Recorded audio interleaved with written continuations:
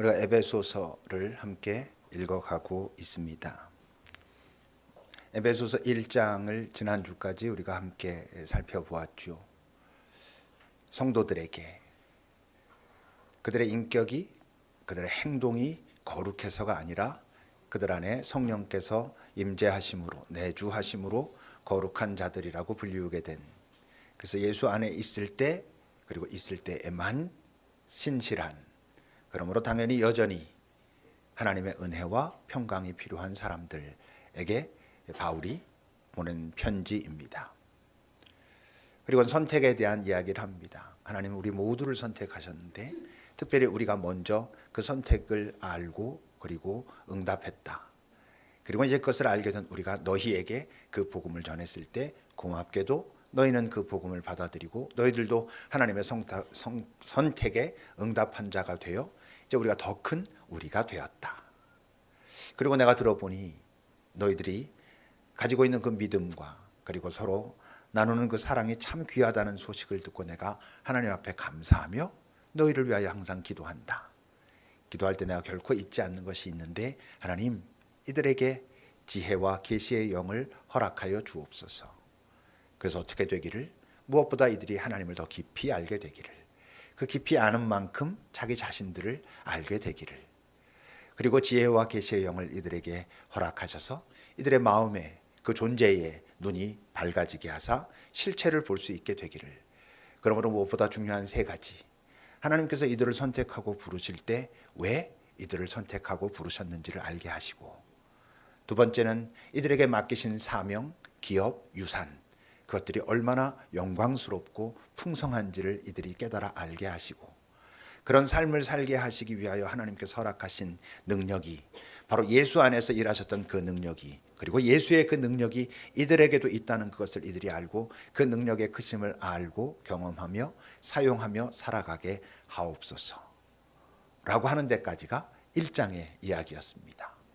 그리고 이제 2장으로 들어와서는 이제 무엇보다 먼저 도대체 우리 예수를 믿게 된 우리가 도대체 누구인지 또는 무엇인지, 그러므로 어떻게 살아야 하는지, 한 단어로 말하면 우리의 정체성이 무엇인지에 대하여 분명하게 구체적으로 이야기를 합니다. 1절을 여러분들 보시면 이렇게 말하죠. 그는 누구? 예수 그리스도. 그는 허물과 죄로 죽었던 너희를 살리셨도다. 허물과 죄로 죽었던 존재, 우리가 그동안 자주 말했던 the sin, 대문자 그 sin의 존재, 죄인, 생명 없는 존재. 겉으로 보면 목숨이 붙어있어 살아있는 것 같지만 실제로는 하나님과의 관계가 끊어져 있으므로 영원의 시각에서 볼 땐 한순간에 지나지 않는 죽은 존재, 그런 존재인 우리를 그분이, 예수 그리스도 그분이 우리에게 오심으로, 그분의 생명을 나누어 주심으로 우리를 살리셨다 라고 먼저 고백을 합니다. 우리는 바로 그런 존재다 라고 말하고 있는 것이죠. 많이 들은 말씀이죠. 아마 교회 다니면서 가장 많이 듣는 말씀이 허물과 죄로 죽었던 우리를 하나님이 살리셨다, 십자가의 희생으로 우리가 살아났다, 우리는 거듭난 존재다, 이런 말들을 많이 하고 들었고 우리가 압니다마는 정말 아는가? 그 너희라고 기록된 단어를 나로 바꾸면 그는, 예수님 그분은 허물과 죄로 죽었던 나를 살리셨다. 이게 정말 여러분들 안에서 깊이 수긍되고 인정되고 받아들여집니까? 정말 나는 허물과 죄로 죽었던 존재, 그런데 그분이 내게 다가오시고 그분의 생명이 내 안에 들어오심으로 내가 살아난 존재가 되었다. 너무 많이 듣다 보니까요, 우리가 이 1절의 말씀을 너무 빨리 지나칩니다. 훨씬 더 오래 머물러야 하는 곳입니다. 허물과 죄로 죽었던 존재, 바로 그런 존재가 나였다. 근데 그런 존재를 예수님이 오셔서 살리셔서 영원의 존재로 만드셨다. 이게 그냥 누가 누구한테 선물 하나 줬다, 이거랑은 본질적으로 다른 이야기잖아요. 근데 우리가 이걸 너무 빨리 지나갑니다. 더 오래라고 생각했던 것보다도 더 오래, 그리고 더 자주 지속적으로 머물러야 되는 말씀이 여기입니다. 이 선언이 진심으로 받아들여질 때 진짜 예배가 시작되는 것입니다. 그렇습니다. 하나님, 당신은 그런 분이십니다 라고 하는 우리의 예배는 이 선언이 내 안에서 실체가 될 때 참 예배가 되는 것이고, 부족하지만 우리가 처음 예배를 시작할 때 왜 침묵합니까? 이 묵상을 하는 것입니다. 내가 지금 예배하는 자리에 나와 있다면 나의 예배의 대상은 누구지? 나는 그분을 왜 예배하지? 그분을 예배하는 나는 누구가 된 거지? 이전엔 어떤 존재였지를 깊이 바라보는, 왜? 이 세상에서 사는 동안 그게 막 흐트러져 있을 가능성이 많으니까 예배의 출발의 지점에서 예배의 이유를, 예배의 대상을 다시 깊이 바라보는 것이지요. 이 선언을 받아들이는 건 이제 그 다음에 나오는 말씀을 인정하는 것과 다 있습니다. 2절을 여러분 보시면, 그때는 언제? 허물과 죄로 너희들이 죽었던 더 신의 존재였을 때 너희들은 그 허물과 죄 가운데서 행하여서 이 세상 풍조를 따르고 공중의 권세 잡은 자를 따랐으니 곧 지금 불순종하는 사람들 무슨 뜻? 하나님이 선택하셨지만 그 선택에 응답하지 않겠노라고 하나님을 거부하는 자들, 그들 가운데 역사하는 그 영, 그 가운데서 너희들이 그동안은 행해 왔었는데, 그래서 바로 허물과 죄 가운데 죽었던 존재였는데 예수의 생명이 너희를 살리셨다. 하나님을 거부하는 이 세상의 질서, 그 질서를 너희들이 따르던 존재였는데 이렇게 구원받았다. 근데 너희만 그런 건 아니지 하는 게 3절입니다.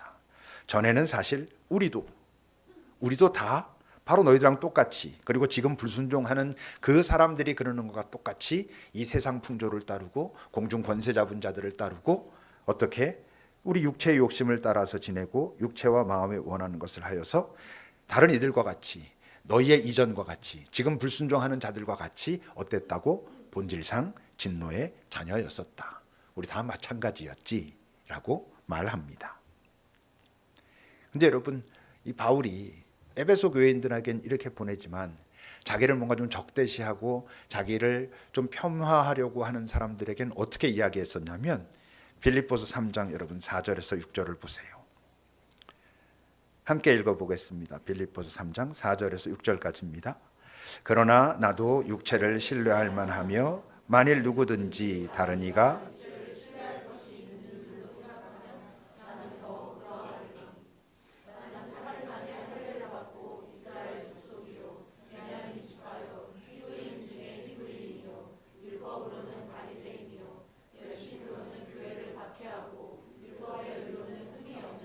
여러 가지 얘기를 했지만 맨 마지막에 율법의 의로는 흠이 없는 자다. 내가 육체의 어떤 여러 도덕적, 윤리적 그런 삶을 사는 데 있어서 흠없이 살았다.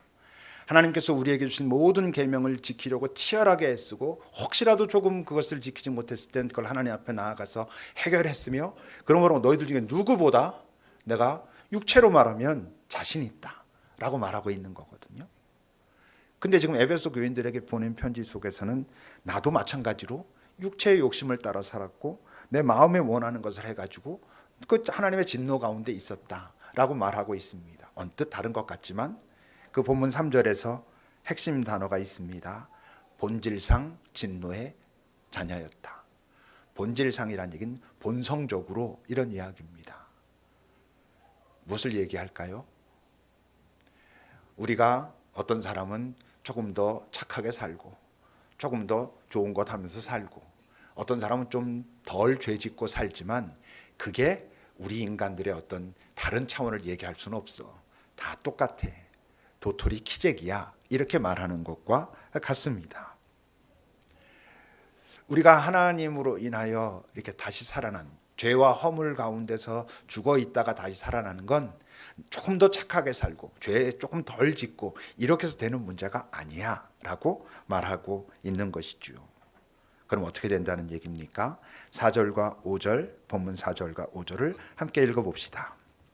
긍휼이 풍성하신 하나님이 우리를 사랑하신 그 큰 사랑을 인하여 허물로 죽은 우리를 그리스도와 함께 살리셨고 너희는 은혜로 구원을 받은 것이라. 왜 은혜라고요? 나는 아무것도 하지 않아도 그냥 거저 푹 주시니까 은혜라고? 그건 아닙니다. 우리가 반응해야 될 뭔가가 있다 했죠. 믿음이란 단어로 표현될 수도 있고 그분의 우리를 향한 선택의 나의 응답이라고 표현될 수도 있는 우리가 아무것도 하지 않는 것은 아니지만 그럼에도 불구하고 은혜라고 말하는 이유는 그 구원의 본질은 우리에게 없는 것으로 결정되기 때문에 그렇습니다. 뭐? 하나님의 생명, 영원의 생명.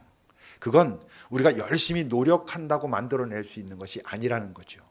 다른 사람보다 조금 더 착하게 살거나 조금 덜 죄 지으면 내 안에서 조금씩 하다가 팍 생겨나는 그런 것이 아니고 전혀 우리에게는 없는, 이미 우리에게서 떠나간, 그래서 영적으로 이미 죽어 있었던 그런 존재에게 하나님의 생명이 우리에게 들어와서 발생되는 일이니까 우리가 할 수 있는 게 아니니까, 우리의 영역에 있는 것이 아니니까, 우리가 가지고 있는 것이 아니니까 은혜라고 말한다고요. 그렇게 말했잖아요. 우리 더 착한 사람은 있지만 착한 사람은 없다고. 비교해 봤을 때 좀 덜 죄 짓는 사람은 있을 수 있지만 온전한 사람은 없다고. 우리는 죽은 존재, 생명이 없는 존재가 된 그런 사람들이라고. 그래서 구원은 우리의 어떤 힘에 달린 것이 아니고 다른 차원에서 발생하는 일이라고. 그래서 그걸 은혜라고 말을 합니다. 우리 모두는 주님의 은혜로, 그러나 우리의 믿음으로 말미암아 구원을 얻은 자들입니다. 하나님의 생명이 우리에게 들어온 자들입니다. 그러니까 이전에 우리 살았던 그 우리와는 달라진 그런 사람들입니다만은, 그렇다면 이젠 더 이상 우리는 앞에 나왔던 이전에는 너희가 세상 풍조를 따라 살았고 육체의 욕심을 따라 살았고 마음이 원하는 것을 하면서 살아서 본질상 진노의 자녀였는데 이젠 생명 얻은 자가 되었다라고 말한다면 이젠 더 이상 우리는 세상 풍조를 따라 살지 않습니까? 육체의 욕심을 따라 마음이 원하는 것을 하며 살지 않습니까? 어떻습니까? 그렇습니다. 우리는 육체의 욕심을 따라 살지 않는 사람들입니다. 이 세상 풍조를 따라 살지 않는 사람들입니다. 그리스도의 생명에 연합한 자는 결코 이 세상 풍조를 따라 육체의 욕심을 따라 살지 않습니다. 대부분의 사람들이 아닌데 난 여전히 육체의 욕심에 휘둘리고 그렇게 사는데 이럴 것입니다. 안 그런 사람이 이상한 사람인 것이지요. 근데 정확하게 해야 될 게 있습니다. 여기는 우리들은 육체의 욕심을 따라 살지 않습니다. 육체의 욕심을 따라라고 말할 때 그 따라라는 단어의 의미는 그것을 기준으로 하여, 그것을 근거하여 산다는 것입니다. 그러니까 육체의 욕심을 따라 사는 사람들은 자신들이 육체의 욕심을 따라 살고 있다는 것 때문에 갈등하지 않습니다. 그것이 잘 사는 것이라 생각합니다. 이 땅의 풍조에 따라 사는 사람들, 단순하게 말해서 돈이 내 삶의 중요한 목표인 사람들은 자신이 그 돈을 추구하고 있다는 것 때문에 갈등하지 않습니다. 왜? 그것이 세상 풍조이기 때문이고 그 풍조를 따라 살고 있는 사람들이기 때문에 그렇습니다. 우리 중에 누군가가 돈에 어떤 욕심이 있고 포기하지 못하는 것에 있어가지고 그 돈을 추구하고 있다고 할 때 우리는 적어도 예수 생명이 내 안에 들어와서 이전에 허물과 죄로 죽었던 자로부터 살아난 존재라면 여전히 내가 그 부분을 놓고 있지 못함에도 불구하고 갈등이 있습니다. 그게 아주 중요한 차이입니다. 다른 말로 하면 우리는 육체의 욕심을 따라 사는 사람은 아닌데 아직도 연약하여 육체의 욕심에 종종 지는 사람들입니다. 예전에 내가 익숙한 그 익숙한 삶의 질서, 다시 말하면 육체의 욕심을 따라 살았던 그 질서에 나라고 하는 존재가 아직도 익숙해서 그래도 어떤 부분들에서 좀 자유로워졌지만 아직도 어떤 부분들은 놓치지 못하고 있는, 내려놓고 있지 못하고 있는 어떤 연약함들을 가지고 있는 존재인 것은 맞지만 우리는 육체의 욕심을 따라 사는 사람은 아닙니다. 그래서 아주 중요한 게 갈등이라 했죠. 그 갈등은 왜 생긴다고요? 내가 더 이상 육체의 욕심을 따라 사는 사람은 아니니까 생겨나는 것입니다. 근데도 내가 아직 연약해서 그 육체의 욕심을 이기지 못하고 지니까 발생하는 현상이 갈등입니다. 바울은 이제 내가 더 이상 육체의 욕심을 따라 살고 싶지 않다. 근데 나는 여전히 그 육체의 욕심에 가끔씩 때때로 진다. 미치겠다. 그게 로마서 7장입니다. 내 안에 분명히 선을 원하고 선을 살아가고 싶은 마음이 있다. 무슨 뜻입니까? 이제 내가 더 이상 육체의 욕심을 따라 살지 않고 하나님의 그 은혜의 능력을 따라 살고 싶은 마음이 있는데 내 안에 또 다른 법, 죄의 법이 여전히 남아 있어가지고 나를 자꾸 그리로 이끈다. 아, 나는 공고한 사람이로다. 여전히 이루고 있는 이 사망의 몸에서 누가 나를 건져낼고 내 힘으로는 해결할 수 없는 이 문제를 어떻게 알고, 그러므로 예수 그리스도를 이 땅에 보내신 그 하나님을 내가 찬양한다. 그러므로 그리스도 예수 안에 있으면 내게 더 이상 정죄함이 없나니 이는 그 생명의 성령의 법이 죄와 사망의 법에서 나를 해방하였기 때문이다 라고 고백하는 것입니다. 우리는 육체의 욕심을 따라 사는 사람들 아닙니다. 때로 지지만, 그래서 갈등이 있지만 그 묘한 자유가 있을 수 있습니다. 아, 그래? 그러면 갈등이 있으면 생명이 있는 거니까 구원받은 것이고 그냥 잘 갈등하며 살면 되나? 그건 아닌 거죠. 바울이 에베소서를 왜 에베소 교인들에게 보냈다고요? 그런 연약함이 있어서 여전히 옛사람에 익숙한 우리의 어떤 것들이 남아있어서 때때로 육체의 욕심을 따라 사는 사람이 아님에도 불구하고 육체의 욕심에 져서 헤매는 부분들이 있지만 그 지금 너의 그 모습은 괜찮다고 할 수 있지만 근데 거기서 머무르면 안 돼. 어린아이와 같이 그냥 머물러 있으면 안 돼. 에베소서가 목적이 뭐라고요? 그 모습으로부터 자라가라. 이젠 육체의 욕심을 따라 살지 않는 자다워지기 위해서 나름 애쓰고 고민하고 주의 성령을 구하고 함께 연합하고 지지하고 서로 격려하면서 더 자라가라라고 말하고 있는 것입니다. 그렇다면 은혜로, 정말 선물로 구원받은 자답게, 생명 얻은 자답게 이제는 내가 육체의 욕심을 따라 사는 사람이 아니라고 하는 나의 그 정체성에 합당하게 살기 위해서, 자라가기 위해선 어떻게 해야 할까요? 승리하고 싶다면 수비를 소홀히 할 수는 없지요. 그렇지만 결국 승리하려면 공격을 해야 승리할 수 있습니다. 뭐 새벽에 저는 못 봤는데 아침에 일어나 보니까 손흥민 때문에 뭐 시끌시끌 하더라고요. 뭐 어떻게 해가지고 골을 넣어서 이겼습니다. 여러분, 예수 믿고 나서 더 피곤해진 사람들이 있습니다. 더 고통스러운 사람들이 있습니다. 해방, 자유 이런 느낌이 아니라 더 움츠러들고 더 조마조마하는, 심지어 더 죄책감에 사로잡혀 살아가는 사람들이 있습니다. 그 사람들 중에 아주 중요한 부류는 어떤 사람들이냐면 내가 이제 예수 믿었고 죄에서 해방된 자가 되었고 그러니까 이젠 더 이상 죄를 지으면 안 돼. 이게 그 사람의 신앙생활에 초점이 된 사람들, 죄 짓지 않는 것이 신앙생활에 초점이 돼 있는 사람들은 더 힘들고 피곤해집니다. 사람들에겐 그런 사람들일수록 아니야, 예수님 때문에 내가 기뻐, 그분의 구원이 감사해, 그래서 나는 죄 짓지 말고 살아야 돼 라고 말하고 있는데 그가 자유로워지냐? 그러지 않습니다. 여러분, 스포츠 시합을 하는데, 축구 시합을 하는데 그 목표가 한 골도 먹지 말아야 돼 라면 어떻게 되겠습니까? 내가 9대1로 이겼습니다. 그런데도 그는 패배감에 사로잡힙니다. 왜? 한 골을 먹었어. 한 골을 먹었다는 게 너무나 속이 상해. 여러분, 그게 정상적입니까? 아니잖아요. 여러분, 우리가 갈등을 피하려는데 초점을 맞추면, 신앙생활을 죄를 짓지 않아서 갈등을 없애야 돼, 얘 초점을 맞추면 우리 신앙은 더 사로잡힌, 더 위축된, 더 쭈글쭈글해지는, 더 깊은 죄책감에 빠지는 인생들이 됩니다. 핵심은 갈등은 그럼 많이 해도 되란 뜻이 아니고, 갈등이 있음에도 불구하고 우리는 갈등을 없애는 데 초점을 맞추는 게 아니고 기쁨을 찾아 나서는 데 초점을 맞춰야 됩니다. 한 골 먹을 수 있지만 나는 3골을 넣을 거야 라고 하는 자세가 중요하다는 것입니다. 한 골 먹는 건 괜찮아가 아니라 한 골 먹는 것이 나의 연약함 때문에 아직 우리의 수비에 내가 수비가 부족해서 먹을 수는 있지만 그러나 그것 때문에 내가 절망하고 좌절하지 않고 그 대신 내가 할 수 있는 어떤 것들을 감당해서 3골을 넣고야 말 거야 라는 자세가 중요하다고 하는 것이죠.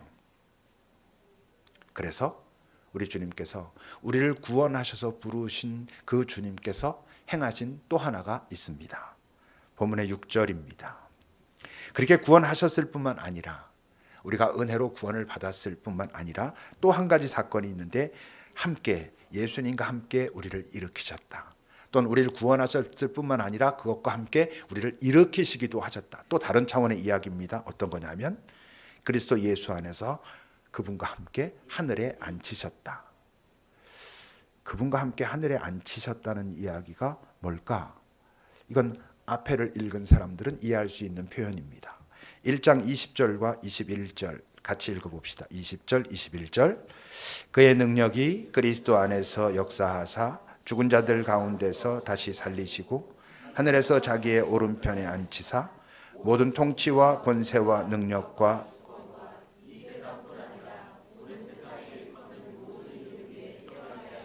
예수님 이야기입니다. 예수님을 죽은 자 가운데서 다시 살리셨을 뿐만 아니라 하나님은 그를 하늘에 올리시고 자기 오른편에 앉으신 후에 이 세상은 감당할 수 없는, 이 세상이 가지고 있는 그 모든 통치, 권세, 능력, 주권, 의론 이겨낼 수 없는 능력을 그에게 주셨다라고 말한 그 바울이 우리를 구원하신 하나님은 우리를 그냥 단순히 구원으로만 끝나신 게 아니고 바로 예수님에게 그렇게 하셨듯이 우리 모두를 예수님 안에서 그 하늘에 그 자리에 앉히셨다라고 말해요. 무슨 뜻이겠습니까?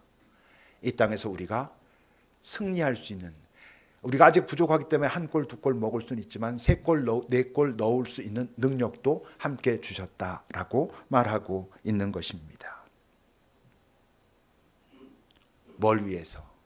어떤 삶을 살라고 이제 은혜로 구원받은, 선물로 구원을 받은 너희들이 어떤 삶을 살기를 기대한다라고 생각하시기 때문에 이런 능력도 함께 주시는 걸까요? 7절입니다. 함께 읽어보겠습니다. 이는 그리스도 예수 안에서 우리에게 자비하심으로써 그 은혜의 지극히 풍성함을 오는 여러 세대에 나타내려 하심이라. 왜냐하면 그 은혜가 얼마나 풍성한지 너희들이 조금씩 맛보고 알아가게 된다고 한다면 그것을 너희뿐만 아니라 다가오는 여러 세대에도, 다른 이들에게도, 그 은혜의 풍성함을 알지 못하는 사람들에게도, 그 선물이 무엇인지 알지 못하는 자들에게도 이것을 전하게, 알려주게 하기 위해서 너희들에게 이 세상은 감당할 수 없는 능력을 너희에게 베푸신 구원과 함께 허락하신다, 이렇게 이야기하고 있는 것이지요. 그러니까 여러분, 하나님의 우리를 향한 부르심은 둘입니다. 첫째 부르심은 무엇입니까? 내 안으로 오라. 당신 안으로의 부르심.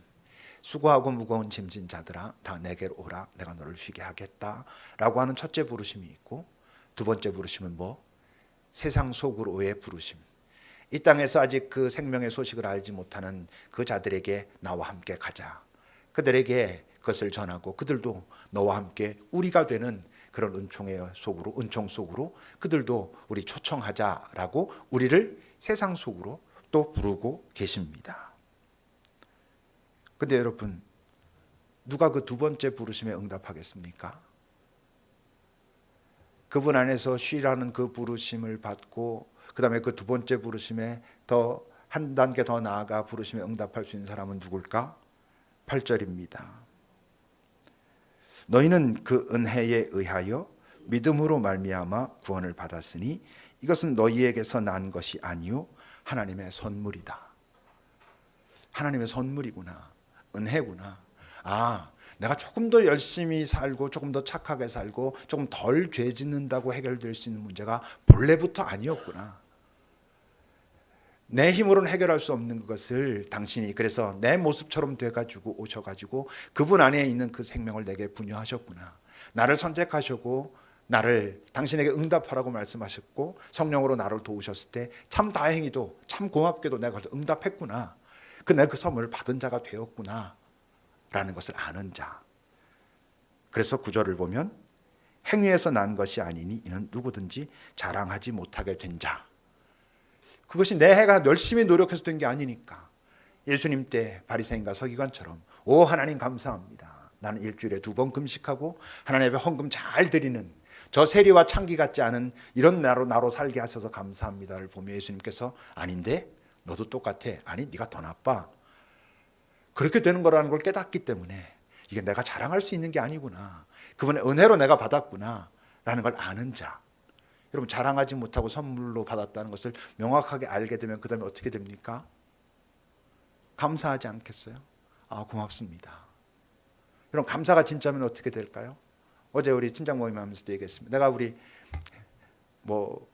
여기 있는 여러분들에게 요즘 그 아주 핫한 아주 비싼 선물을 팍 줬어. 그게 막 그 사람이 나한테 와서 아부를 떨어갖고 준 게 아니라 그냥 그 사람이 너무 사랑스러워서 줬어. 그럼 그게 정말 너무 고마우면 이제 좀 이상한 사람은 다른 것도 뭐 없어요 이러겠지만, 그게 너무나 내가 갖고 싶은 거고 너무나 만족하고 정말 고마우면 그다음에 어떻게 하겠어요?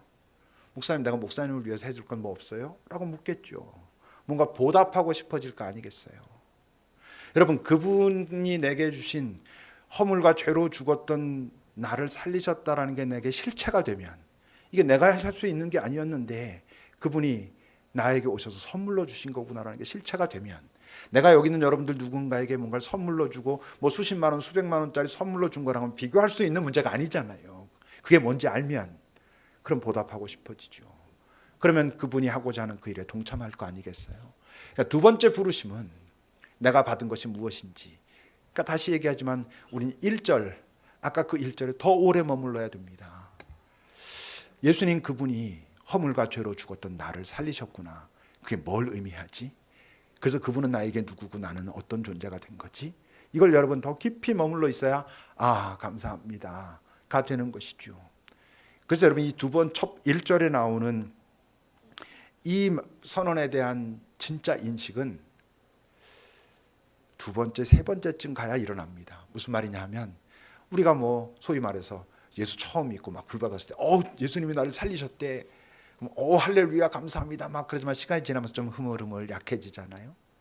근데 그냥 그렇게 신앙생활인 듯 뭔 듯 잘 알지 못하게 가다가 어느 날 이게 정말 내가 할 수 있는 일이 아닌 것인데 그분이 나를 살리신 거라는 게 이제 봤더니 이런 뜻이구나가 확 알게 되는 순간들이 우리 있지 않아요? 바울이 여러분 다메섹 도상에서 네가 나를 왜 핍박하느냐 그랬을 때 꽝 해가지고 그분에 대해서 깨달았던 것보다 로마 7장에 나오는 것처럼 오호라 나는 공고한 사람이로다라는 걸 더 깊이 깨달았을 때 죄와 허물로 죽었던 나를 살리신 사건이 더 확 다가오지 않겠어요? 그걸 알게 되면 진짜 감사가 일어나는 것이죠. 진짜 감사가 일어났다면 응답하고 싶어지겠죠. 그래서 10절은 이렇게 말합니다. 우리는 그가 만드신 바라. 우리는 그가 다시 만드신 바라. 이렇게 이야기할 수도 있고, 이 말씀을 공동번역, 새번역 이런 데서는 어떻게 번역하고 있냐면, 우리 모두가 몇 번쯤은 들어보았을 우리는 하나님의 작품입니다 라고 번역하고 있는 자리가 이 자리입니다. 우리 모두가 하나님의 작품이라는 거죠.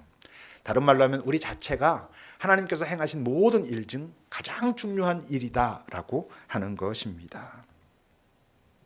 그렇다면 그 말씀에 있는 것처럼 그렇게 우리를 만드셨는데 왜? 그리스도 예수 안에서 선한 일을 감당하기를 기대하시면서. 그럼 선한 일이라는 게 뭐겠어요? 뭐 남들한테 잘해주고 다 선한 일입니다만, 이 선한 일의 핵심은 뭐냐면 바로 내가 받았던 그 하나님의 선물, 그 선물을 알지 못하는 자들에게 가서 전하는 일이 가장 선한 일 아니겠어요? 내 힘으로는 할 수 없었던 일, 그분이 은혜로 선물로 내게 주신 것이 뭔지 알고 나니까 이 선물을 나 혼자만 갖고 있으면 안 되겠네. 이 선물을 알지 못하는 자에게 가서 정말 지혜롭게 최선을 다하여 그리고 무례하게 행치 않으면서 잘 전해야 되겠네 하고 있는 그 일이, 그게 선한 일인 것이고, 우리가 뭐 베드로전서에서 계속 읽었던 것처럼 그 나를 어두운 데서 불러내서 참 그 기이한 빛 가운데로 들어가게 하신 그분의 그 아름다운 덕을 전하는 그 삶, 그게 여러분 선한 일인 거지요. 아시죠? 하나님의 일은, 하나님이 행하신 모든 일은 우리에게 그냥 선물로 주어집니다. 거저 주어집니다. 왜? 그분께서 행하신 일은 우리가 값주고 살 수 있는 것이 아니기 때문에 그래요. 그분이 행하신 일을 가장 처음에 표현하고 있는 것이 어디예요? 창세기잖아요. 빛이 있으라. 그가 빛을 만드시는 일을 하셨어요. 그 빛은 우리가 어떻게 할 수가 없어요. 그래서 거저 주어져요. 하늘과 땅을 만드시고 땅과 육지, 바다를 만드시고 많은 식물을 만드시고 동물을 만드시고 우리 인간까지 만드셔서 우리에게 거저 주셔요. 선물로 받아요. 그분의 일은 우리에게 선물로 다가와요. 그걸 아는 거야, 우리가. 그걸 알면 놀라는 거예요. 찬송가 가사처럼 아, 참 아름답다. 이 모든 것이 아름답구나. 마치 하나님께서 만드시고 참 보기에 좋았다라고 말씀하셨던 것 같은 마음으로 나를 보고 세상을 볼 수 있는 존재로 변하는 거예요. 그러면 저기 그 선물을 알지 못하는 자에게 어떤 모습으로건 그에게 가장 합당하게 지혜롭게 다가서서 그 선물을 전해주고 싶어지는 거예요. 바로 우리는 그 선한 일을 위해서 재창조된, 거듭난, 회복된 사람들인 것이지요. 여러분, 진짜 기쁨이 어디 있겠어요? 내가 마지막 순간까지도 아, 기쁘구나, 내 삶이 복되구나 할 수 있는 건 어떻게 산 사람들이 그걸 경험하겠어요? 나답게 산 사람들, 내 삶이 이렇게 사는 게 맞았던 거구나가 마지막에 인정되는 사람들. 알잖아요. 소유의 문제가 아닌 것을. 내가 집 7채 남겨놓고 죽게 됐네. 아, 내 삶은 복되다 이러겠어요? 아니에요. 이 땅 사는 동안 중요해 보일 수는 있지만 정말 내 삶의 마지막 순간에 감사, 기쁨, 내 삶의 그 영광스러움을 말할 수 있는 건 나답게 산 거예요. 성경은 나답게 사는 걸 뭐라고 말하냐면 선한 일을 감당하는 것이라고 말하고, 그 선한 일이란 내가 먼저 하나님께로 받았던 그 선물을 전하고 사는 그 삶이 잘 사는 삶이라고 말하고 있어요. 기도합시다. 오늘 제가 이 본문을 다시 읽을 겁니다. 여러분들 찬찬히 여러분들 안에 잘 새겨보시기 바랍니다. 그는 허물과 죄로 죽었던 너희를 살리셨도다. 그때의 너희는 그 가운데서 행하여 이 세상 풍조를 따르고 공중의 권세 잡은 자를 따랐으니 곧 지금 불순종의 아들들 가운데서 역사하는 영이라. 전에는 우리도 다 그 가운데서 우리 육체의 욕심을 따라 지내며 육체와 마음에 원하는 것을 하여 다른 이들과 같이 본질상 진노의 자녀이었더니 긍휼이 풍성하신 하나님이 우리를 사랑하신 그 큰 사랑을 인하여 허물로 죽은 우리를 그리스도와 함께 살리셨고 너희는 은혜로 구원을 받은 것이라. 또 함께 일으키사 그리스도 예수 안에서 함께 하늘에 앉히시니 이는 그리스도 예수 안에서 우리에게 자비하심으로써 그 은혜의 지극히 풍성함을 오는 여러 세대에 나타내려 하심이라. 너희는 그 은혜에 의하여 믿음으로 말미암아 구원을 받았으니 이것은 너희에게서 난 것이 아니요 하나님의 선물이라. 행위에서 난 것이 아니니 이는 누구든지 자랑하지 못하게 함이라. 우리는 그가 만드신 바라 그리스도 예수 안에서 선한 일을 위하여 지으심을 받은 자니 이 일은 하나님이 전에 예비하사 우리로 그 가운데에서 행하게 하려 하심이니라.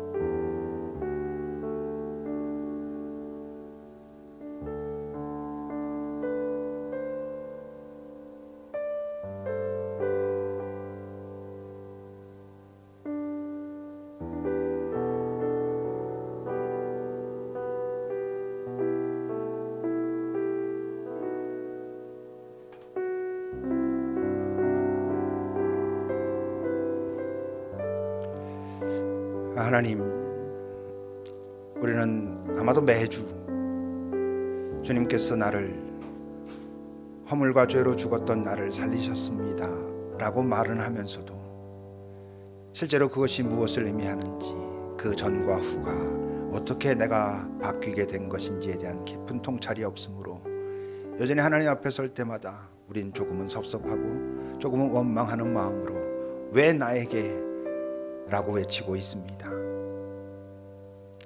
주님이 내게 행하신 것이 무엇인지 알지만 제가 이것이 조금 힘들고 어렵습니다 라고 주님께 겸손히 다가서기보다 우린 여전히 우리 육체의 욕심에 지는 것인지조차도 잊은 채로 하나님 앞에 맞서는 경우들이 얼마나 많은지요. 주님, 우리가 도대체 무엇인지, 왜 이곳에서 예배하는지, 예배하는 자가 이 땅에서 어떤 모습으로 살아가야 하는지 다시 한번 잘 새김으로 우리가 모든 것을 만족하며 우리가 육체를 입고 있는 동안 그렇게 살 수는 없지만, 그러나 가장 소중한 것은 내가 가진 자라고 하는 것을 기억하고 우리가 내 주님, 내게 그것을 행하신 주님께 어떻게 응답할까가 내 삶의 아주 중요한 질문이 되는 그런 삶을 우리가 살아가기를, 어쩌면 그럴 때 지금 나의 부재는 지금보다 훨씬 작아지게 보일 수도 있다는 그런 경험을 하고 그런 경험을 나누며 살아가는 우리들이 되게 하옵소서.